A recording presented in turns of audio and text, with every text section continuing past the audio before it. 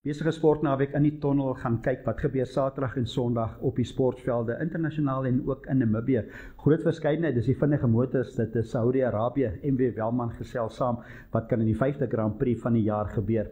Engelse Premierliga, daar's nog 6 wedstryde oor, val die grootes is Liverpool, hulle 2 wenne nodig om die titel te wen, hulle speel weg teen Leicester City. Ons hoor wat sy afrigter Arne Slot van Liverpool, ook van Leicester City se afrigter Ruud van Nistelrooy en Manchester United se afrigter Ruben Amorim praat ook oor uitsigte vir sy volgende wedstryd. En dan op die rugbyveld, altyd lekker, die Verenigde Rugby Kampioenskap wat in die gang is, al 4 Suid-Afrikaanse spanne wat in aksie is. Ek gaan gesels met Mike Potgieter. Ons kyk wat kan die Sharks doen teen Edinburgh.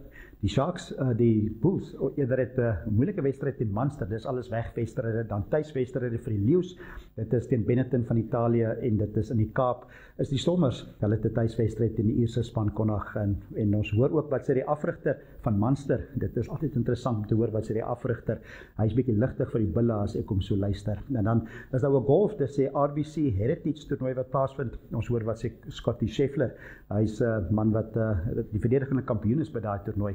Ons sal hoor wat hy ook sê. Daar's tennis wat ons vinnig gaan noem, dit is die Barcelona Ope. Ons sal hoor wie's nog daar in kontensie wat die naweek moontlik kan wen.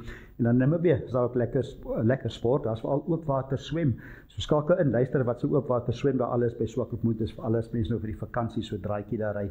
Gaan kyk hoe die manne daar in die oopwater swem en ook Namibië se onder 20 rugby span is ook in aksie. Dit alles in die tonnel hierdie naweek. Hier Vrydag skakel in, lekker sport op in die tonnel.